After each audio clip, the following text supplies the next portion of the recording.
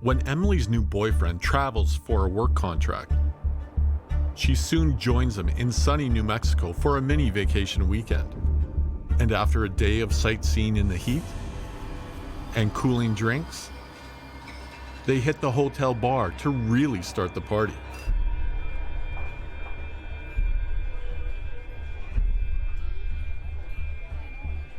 Beautiful Emily is being noticed, and now the sun's gone down.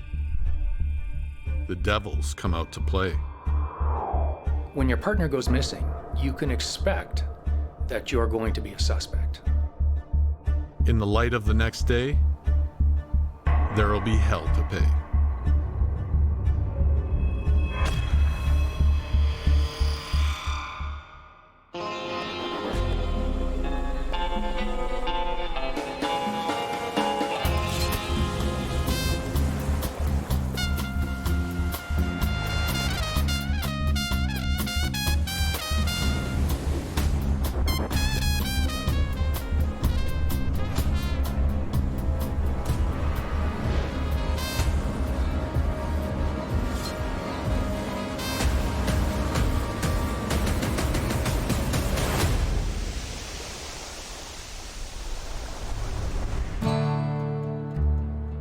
New Mexico, the land of enchantment, is the fifth largest state in the USA and beckons tourists with boundless natural beauty from valleys, mountain peaks, to one of the most biologically rich deserts in the world. One of the top 10 sunniest states, these lands north of the Rio Grande are unmatched for outdoor recreation.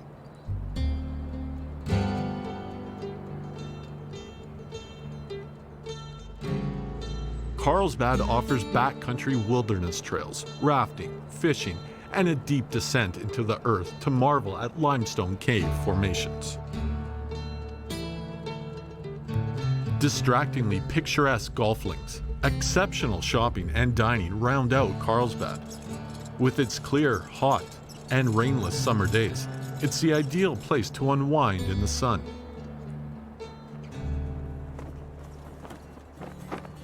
Only about 8 hours away from Carlsbad, Emily Koning is born on November 26, 1983, in the lively and bustling Texas town of Garland. Well, Emily's a very active, young, vibrant woman. She's really into sports. She loves softball. She's a little bit superstitious too. She really believes in symbolism. Her favorite color is green. Her nickname is Lucky, and everyone knows her favorite number is 23. Together with her mother, father, and her brother Daniel, her family life is rich with love and communication. Emily is a bright young woman from Texas. She's compassionate, she's caring, her friends loved her, she loves helping people. That's the kind of person Emily was. Loved ones are happy for Emily when she falls in love with a man named Donovan. They seem really well suited. Emily and him get married and start a very happy family of their own. But tragedy strikes. Emily's brother Daniel died in a car crash. And really, the entire family is overcome by grief. Emily is particularly hit hard by this event. And then the unthinkable happens. Emily and Donovan divorce in September 2013. Emily's the type of person that bounces back from challenges that would devastate the rest of us. Her brother unfortunately passed away in 2013 in a devastating car accident, but she manages that even through that and her divorce, she manages to stay friends with her ex-husband and still be a positive person in everyone's lives. They even decide to move across the street from each other. They keep in regular contact and are still very close friends. Emily gets her education degree and becomes a school teacher. In September of 2013, Emily takes a job teaching third grade in a small community just outside of Dallas called Plano. In November 2013, a clip of her ex-partner spreads over social media. He's caught on a hidden camera in an incident where he's defending a couple. Emily shares the link on social media, and she comments that she's thankful her ex-husband is a person who her children will grow up to be proud of. It's apparent their divorce is amicable at this time. Thankfully, Emily really does seem to be lucky. She's living up to that nickname. Soon after her divorce, she starts a new job as a teacher that she's really excited about, and she meets someone new. Very shortly after the divorce, Emily starts dating again. He's a 33-year-old man from Euless, Texas, named Robert Early. Robert is also divorced and the father of a young girl. Emily and Robert go to the same high school, but never met there. They're at school together, but he's older, so they don't really know each other there. They do, however, meet on social media almost by mistake later on. Emily actually thinks he's somebody else. Emily and Robert finally meet face-to-face at a bonfire party in November, and Emily realizes who Robert really is. And their attraction is instant. The couple become quickly inseparable. Emily's parents hosted dinner to get to know their daughter's new boyfriend, and they all get along well. There are a lot of changes going on in Emily's life right now, but like her nickname would suggest, she's lucky they're all turning out for the best. Most of the time, we keep our relationship separate. When we move on, we don't necessarily introduce our ex to our new partner. But for Emily, it was a bit different because she was still so close to her ex-husband. So she ends up thinking it's natural to introduce her new love, Robert, to her ex, Donovan.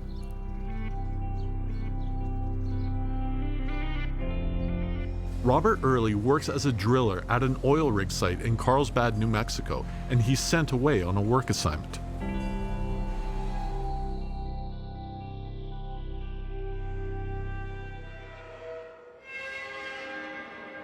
While Robert is working as an oil driller in Carlsbad, New Mexico, Emily figures it would be a great opportunity to go on a bit of a vacation. She can get to see him, but also get to enjoy everything the area has to offer.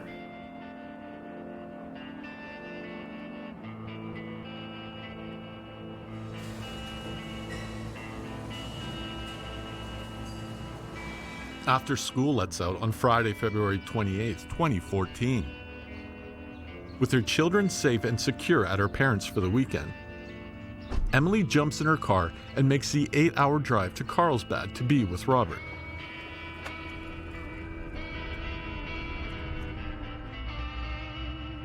Carlsbad is in the southwestern part of New Mexico.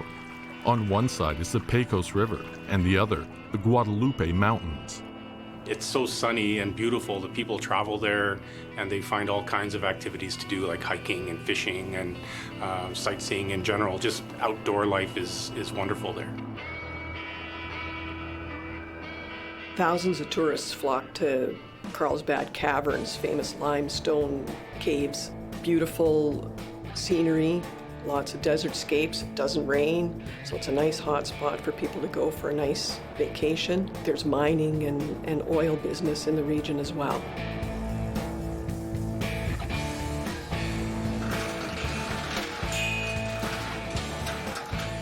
On Saturday, March 1st, the couple head out to cram in as much sun and sightseeing as they can before Emily has to head back the next day.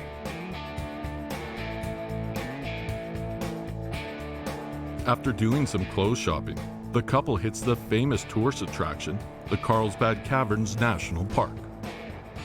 It's an amazing descent, going 750 feet underground, truly a geological wonder. It's unbelievable, something that has to be seen.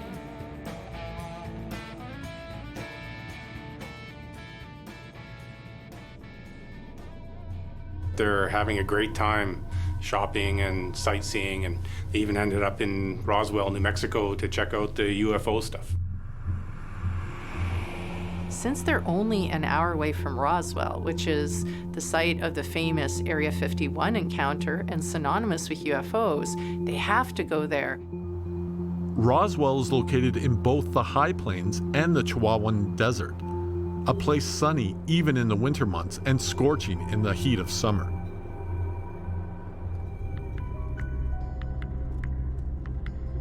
Emily checks in with her mother just to let her know how much fun they're having sightseeing and traveling. Once the desert heat is getting to them, they decide to stop for fajitas and margaritas, as one does in that area. Great local food. They don't drink very much. Emily only has one drink, while Robert has two. After a busy Saturday, they return to the Carlsbad hotel where Robert has been living to freshen up and to head to the hotel bar, the Blue Cactus Lounge. Once they get back to Carlsbad, they don't have to drive any longer, so they decide to make a night of it, go out on the town, have a few drinks.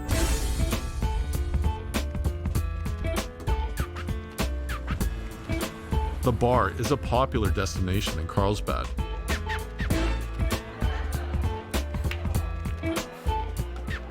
Robert and Emily have been drinking liberally. They've been dancing and having a great time, playing pool. A couple of times throughout the night, Emily leaves to go to the washroom, but Robert's troubled by the fact that Emily seems to be drawing some attention due to the fact that she's got a short skirt on.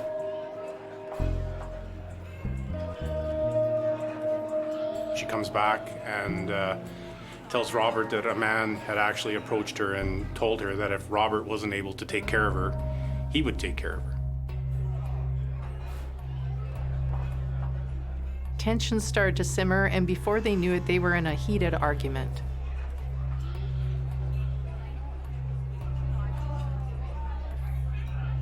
Emily's a very positive person. She doesn't like conflict or to fight, so she decides to go outside the bar, have a cigarette, calm down, and hopefully everything is back to normal when she returns.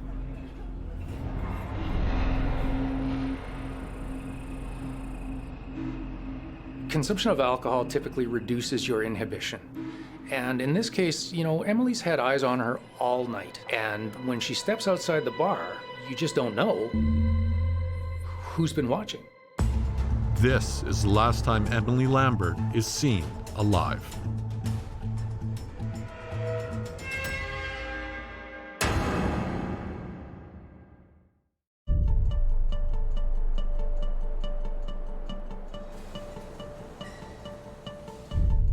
After school lets out on Friday, February 28, 2014, schoolteacher Emily Lambert drives from her Texas home to Carlsbad, New Mexico, to meet her boyfriend who is stationed there for work. On Saturday, they go sightseeing, and after a day in the heat, end up at the hotel bar to unwind. But when Emily attracts some unwanted attention at the bar, she and Robert argue, and Emily storms out of the bar alone.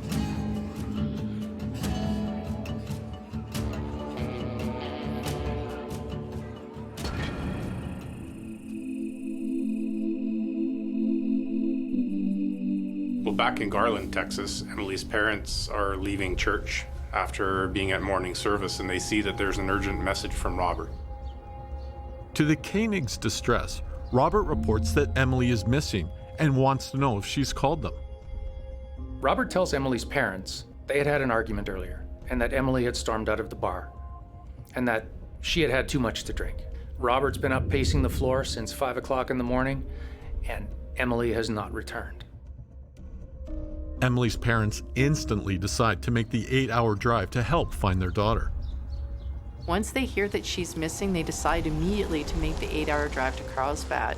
Since they're near the border of Mexico, the parents are afraid that she might have been kidnapped by a drug cartel, or that somehow their daughter might have gotten mixed up in that inadvertently. Robert is one of approximately 40,000 laborers, over and above the population, who have moved onto the scene, taking advantage of work and good wages from the oil boom. There is a phenomena that takes place when large numbers of highly paid young people come to an area that they really have no stake in. And what this results in is often higher crime rates. Authorities have noticed an increase in property crimes, they've noticed an increase in sexual assaults, and they've even noticed an increase in homicides. Robert calls Emily's ex-husband to see if he's heard from her. When he learns he has also heard nothing from Emily, Robert knows he needs the help of the authorities. Quite often, someone's partner has intimate knowledge of where and when that person was last seen. So you are going to be of interest to the police.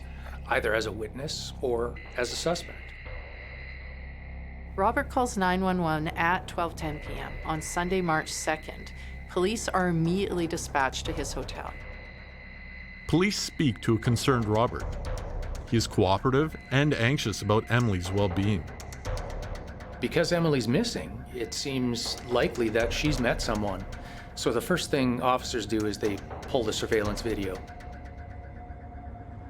Police discover that Emily's clothes, her purse, her car keys, her belongings, for that matter, are all still in the room. Her vehicle is still in the parking lot. You know, they know that time is of the essence here and Emily has to be found.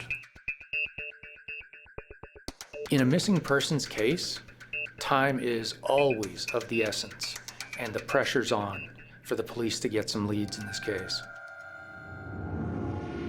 Robert really needs to be pushed by the investigators here to think long and hard about any small detail, because anything that he could remember could potentially lead to finding Emily. Police assure Robert that this is a non-custodial interview. He is free to leave at any time. They ask him again to describe exactly what he observes when Emily goes missing, down to the last detail. Robert uses his cell phone photos of their sightseeing day as a visible aid. One of the things Robert is able to provide for them is their food and drink receipts from the night before. Police will use these receipts to corroborate Robert's story and begin to develop a timeline right down to the minute. Robert remembers them meeting up with his boss at the lounge, and that's when they really started to drink in honor of Emily's last night in town. The word Robert used to describe them at that point is obliterated. Robert emphasizes how Emily attracts unwanted attention by the shortness of her skirt and how he becomes increasingly nervous about this. And then, when she goes to the washroom, she tells him a man came onto her. Robert thinks that Emily is flirting with him. CCTV footage from the hotel confirms that the couple leaves the lounge separately, Emily before Robert. They'd been at the bar for some time together, drinking. He tells the parents that there had been a terrible argument the night before and that Emily had in fact stormed out of the bar intoxicated. Robert tells the police that sometime between 11:40 and 12:20 that night, he left the bar to look for Emily. Basically, he's been up since 5 in the morning, pacing, wondering where she was because she never returned to the room. Now, when people get together and drink and things happen in that environment, you know, emotions become heightened and arguments can easily take place. No one saw Emily leaving the lounge, but Robert has a suspicion that maybe the man that hit on her earlier that night had propositioned her, and Emily, being so friendly and open and in her inebriated state, could have left with him. And he knows that if she's not back by now, something bad must have happened to her. Emily's family arrives and talk to police. Emily's parents tell the police something terrifying. Not only has Emily never been out of contact with them for this long before, she also never leaves her phone. She would have her phone with her at all times. The first 24 to 48 hours are incredibly important in a missing persons case. You need to really hit the street, and you need to do it quickly. Pulling surveillance video and canvassing the area to look for potential witnesses is a key priority in establishing information that may lead to Emily's whereabouts. Back in Garland, friends make a page for the missing Emily and get her picture out circulating on social media. Her friends have a theory that maybe she hit her head and has amnesia, and now she's wandering around Carlsbad with no idea who she is. But police haven't finished talking to Robert. There are parts of his story that don't really add up. Police are known for having a really good instinct when it comes to talking to people and being able to figure out if they're telling the truth or not. And there's something about Robert's story that just isn't adding up. They don't see him as the type of guy that would let Emily leave the bar by herself, inebriated and angry. And police can't find witnesses that connect Emily to anyone else in the bar. Officers try to change in their interrogation technique. There are a number of techniques that investigators will use to elicit a confession potentially from a suspect, or just get more details from a person that they may be interrogating. In this particular case, one officer leaves the room while another stays because that change in dynamic may cause the person to speak differently about the event. Officers once again ask Robert what he thinks has happened to Emily, and he has a gut feeling that something bad has happened. And he even makes the statement that he hopes that she's not dead. The remaining officer asks Robert if the argument he had in the bar with Emily is discreet. Robert tells police he's convinced that the matter was discreet, that the argument likely flew under the radar. The officer point blank asks Robert if he has a temper, and Robert denies it. But the officer reveals that police have contacted his ex-wife and ex-girlfriend, who both claim Robert has a violent nature. Robert agrees to take a polygraph test. While not admissible as evidence in court, a polygraph can draw out information. People naturally think that if they're innocent and they take a polygraph test and pass, this is automatically going to take them off the police radar. Officers ask Robert repeatedly where Emily is. Although he claims not to know her whereabouts, he fails the polygraph test. An innocent person could fail a test, even though they had nothing to do with the event that's being presented to them. A nervous person will show up on a polygraph test, and it gives investigators an avenue for continued interrogation. Once Robert gets the results of the polygraph test, police notice that he's curling in on himself as if the weight of the guilt is just too much. The cops know what this means, and they ask him if there's anything more he wants to say. And this time, he does. At this time, it's pretty clear to the investigators that Robert is now the prime suspect, and they're very eager to hear what he has to say about what happened that night.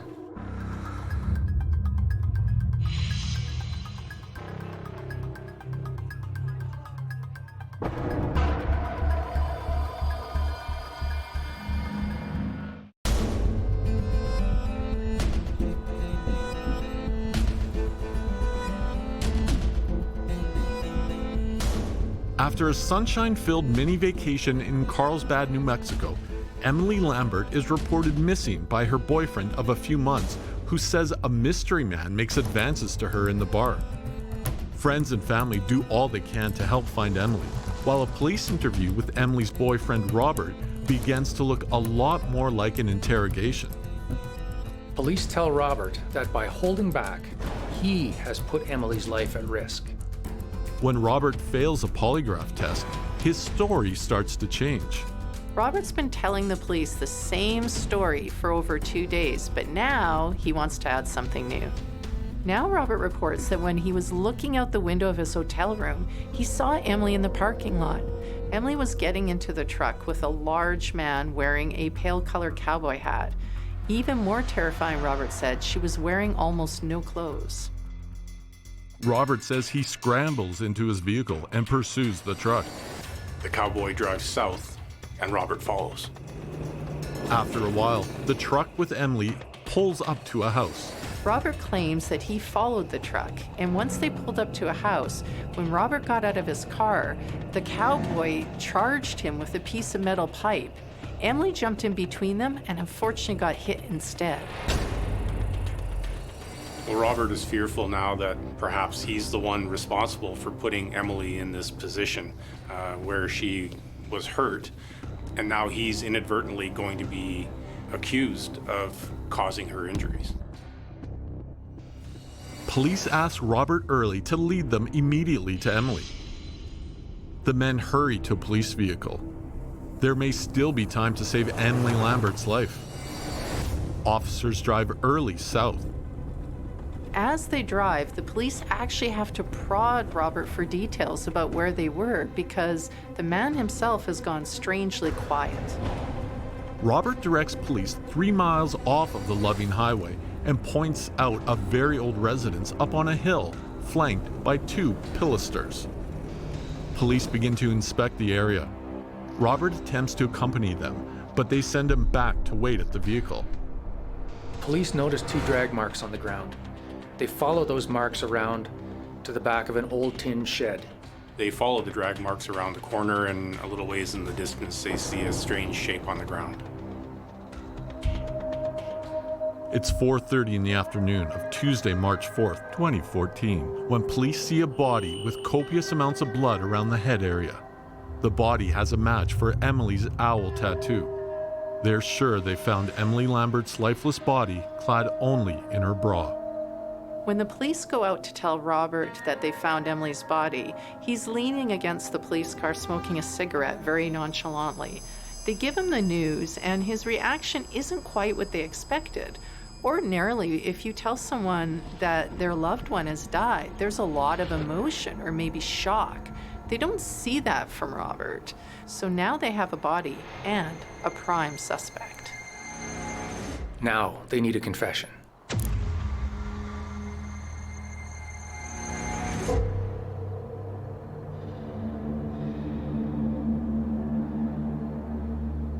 The effects of a case like this on the investigating officers make it difficult for them, in some cases, to distance themselves and conduct an investigation that results in a confession. An investigative technique that might be employed is to bring in another person to actually conduct the interrogation. Somebody who may look at the occurrence with fresh eyes and not be tainted by the emotion of having found such a horrific sight. Well, a new investigator or interrogator in the room with Robert gives police a chance to establish a new connection with the suspect. The whole point of this new interrogator being in the room and the way he is speaking with Robert is to try to establish a bond with Robert over something they may have in common that may well be their taste in bars, or the fact that they enjoy going out for drinks. The lifestyle commonality is frequently a way an investigator may establish a connection with a suspect. And I think they're hoping for a confession. A rapport that they hope will elicit the confession they need from Robert Early. This next officer works the interrogation in yet another way. He says he's not there to cut deals, but to give Robert an opportunity to talk. One of the tricks police officers use to get confessions is they build empathy with the suspect, and that's exactly what this officer does. He tells Robert he himself could never get married because that would cut down on his freedom. He likes to go out and drink and to party in the hopes that Robert will also reveal what his motivations were that night. His aim is to make Robert feel as comfortable as possible, hoping that Robert's going to talk. The ploy seems to work. Early tells the officer that Emily is headstrong and physically stronger than any woman he's ever dated. Just when Robert is on the brink of a confession, he suddenly asks if there's a chance he won't see his child again. Then, apparently resigned to telling the whole truth, he requests the opportunity to smoke a cigarette outside, and afterwards, he'll tell the officer everything he knows. And the officer must now think fast and make a move that's on the sly. Well, there's a reason investigators, in today's day and age, conduct these interrogations for the most part using video recording and audio recording so that anybody seeing it or witnessing, perhaps in a courtroom, would see the entire interrogation. So moving the interrogation outside potentially to allow Robert to have a cigarette could be problematic. If the recording was to not continue, for example, there's a chance that portion of the interrogation or anything that Robert says, it either could not be admitted in court or the judge may not give it the same weight if the officer was to just testify about something that Robert said.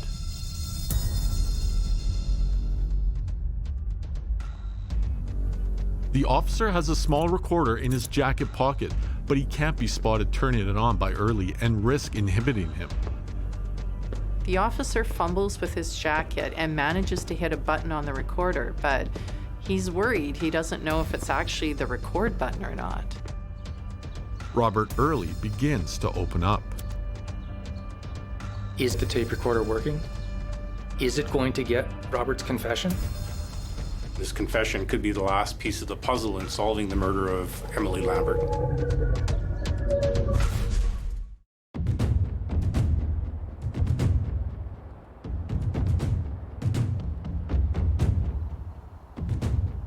A weekender in sun-soaked Carlsbad, New Mexico turns into a panic search for a young schoolteacher when her boyfriend, Robert Early, reports her missing.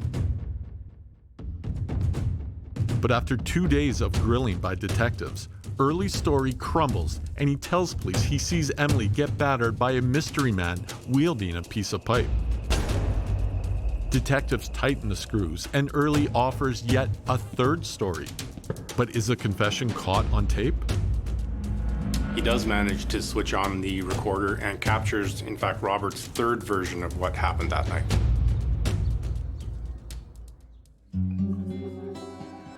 In this relationship of only a few months, a perfect storm occurs in a bar on a hot Saturday night.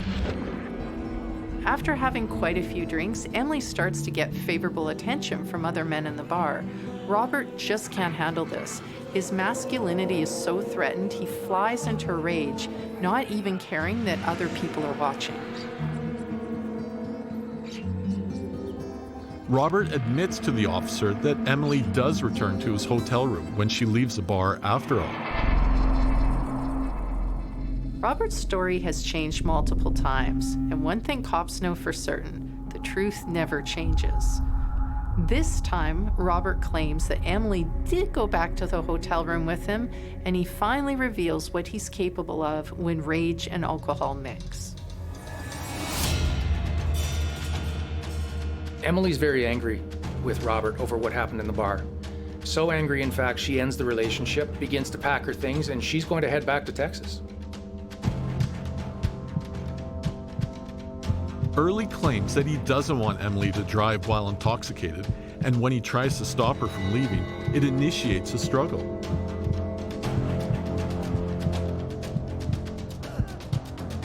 Well, when somebody's struggling against someone who can overpower them or who is bigger than them, biting them might be the only way they can inflict enough pain on that person to get themselves free. Often bite marks just leave a bruise and an outline of where the teeth were, but to break the skin, that takes an extra amount of pressure. This probably surprised him and he flew backwards and hit the wall, causing a dent in the wall, which was noticeable later. In his version of events, Robert Early retaliates and pushes her. Emily falls down. Robert shows very little remorse when he recounts the attack to the police.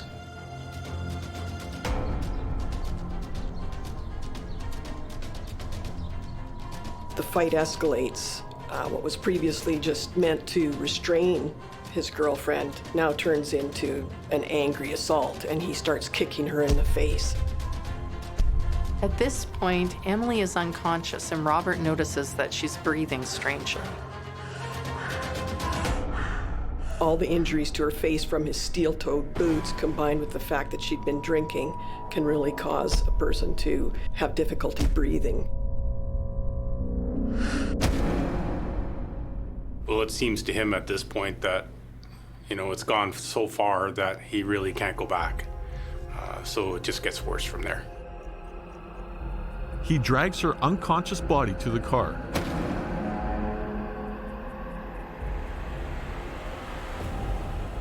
He goes to his vehicle and finds a length of rope, wraps it around her neck, and jams the rest of it inside the car door in order to drag her to where he plans on dropping her. Robert's now looking for a secluded place, where he can finish his work. Early ends up taking her to a remote house off the Loving Road. He realizes she's regained consciousness.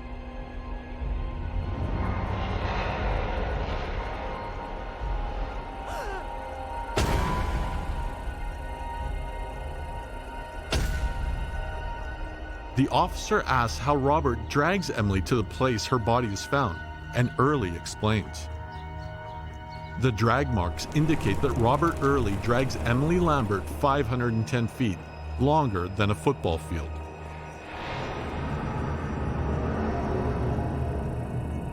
Emily's dragged 500 feet along the trail and sustains all kinds of injuries to her torso, arms, legs, not to mention that her esophagus and trachea would be crushed by the force of the rope around her neck as she's pulled.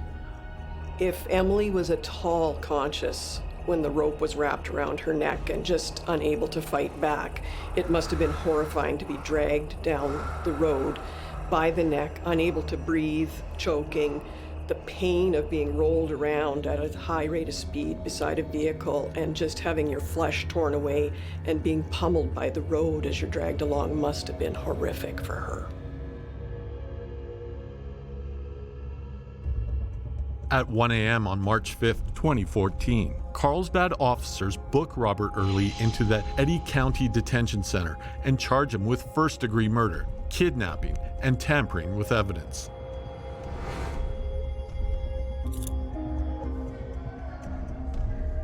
His bail is set at $1 million.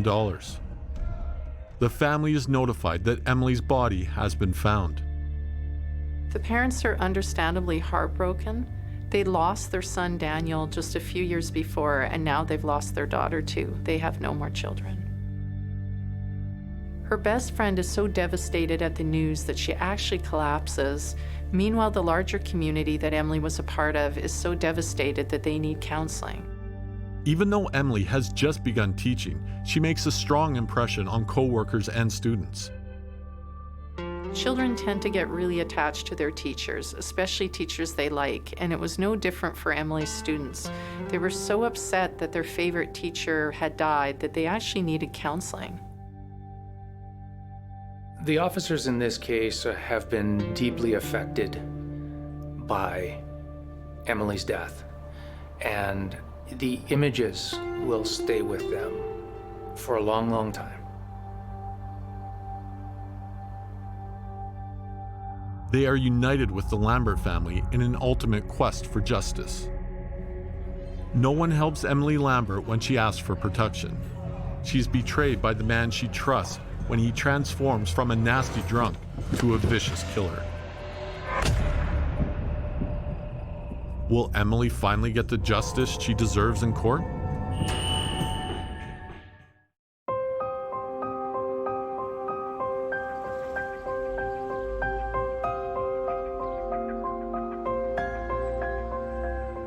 In May 2015, Robert Early faces a jury as he stands for trial for the murder of Emily Lambert in Carlsbad, New Mexico. During the trial, the prosecution presented an accidental recording that Robert's phone did in a pocket dialing incident during the beginning of their altercation. Emily was actually recorded arguing with him just before the assault happened, and the parents were able to hear that during the court process. Emily's family actually get to hear this recording and hear their daughter's last words, which were, "I hate you. Never, never again get away from me." That's got to be horrible for the family to hear her last words in this kind of case. Security personnel who work at the club testify that Emily asked them for help, stating her boyfriend has had too much to drink and is getting angry. Robert Early is also banned from the bar that night. It's really unfortunate that all the warning signs that were there sort of went unheeded. Emily reached out for help a number of times and it just didn't come for her. And it's devastating for the family to know that she was trying to get help and it just didn't come. Well, the drag marks that were seen by officers at the time, the night that Emily went missing, turned out to be evidence that Robert had dragged her into an area and killed her. The cause of death ultimately was determined to be blunt force trauma. Employees from a clothing store testify that on the day of her murder, Emily Lambert purchases a dress and Robert Early purchases a shirt. They wear the new items to the bar that night. Early's shirt and Emily's dress are found discarded on a roadside, along with the metal pump that is used to bludgeon Emily Lambert to death. Robert drags her from the car, and She's still alive, very much alive at that point, and he just beats her to death. Autopsy revealed that the final cause of death was blunt force trauma to the head. After stopping the vehicle that was dragging Emily alongside, Robert didn't want to take any chances that she might still be alive, and he hit her a few more times with the air pump, just to be sure. The case against Robert Early, with his 3 different versions of events, looks cut and dried. Well, the defense would argue that Robert's condition that night, because of how intoxicated he was unable to form the intent to actually plan to kill Emily. So they argued that, in fact, the offense should be second-degree murder and not first-degree murder. A second-degree conviction could shield Robert Early from life in prison without the possibility of parole. Several witnesses from the bar, including bar staff and security, can testify that Robert's been drinking heavily that night, but only one comes forward to say that Robert actually looked unsteady on his feet. But after a 3-week trial in the Eddy County Courthouse, a jury of 5 men and 7 women need only a few hours to unanimously declare Robert Early guilty of first-degree murder and kidnapping in the death of Emily Lambert. The judge sentences Robert Early to the mandatory sentence of life in prison without parole. Robert Early's defense team does not plan to appeal the decision. Robert appears to be emotional as he stands and asks Emily's family to forgive him, even though he acknowledges that they probably can't. Robert tells her family that the guilt and pain he suffered since that night has been a living nightmare, and he'd trade places with Emily if he could. But Robert Early has sealed his own fate. Prosecution praises the all-around strong investigation and how the officer so adroitly gets Robert Early's confession. It can be difficult for investigators to let go of these cases. I'm sure they struggled with the details of Emily's homicide. And in an attempt to, stay connected, they reach out to Emily's family. And they just keep in touch with them over the time. Really comes as no surprise that they kept in touch over time. It really helps both of them cope with what they've had to deal with. Her family and friends all decide to get Lucky 23 tattoos to remember Emily, just so her memory and positive spirit will always live on. In May 2016, a mandatory appeal is filed. Robert Early's lawyers argue that the statements he made to the police should not have been allowed into evidence. But the New Mexico Supreme Court disagrees.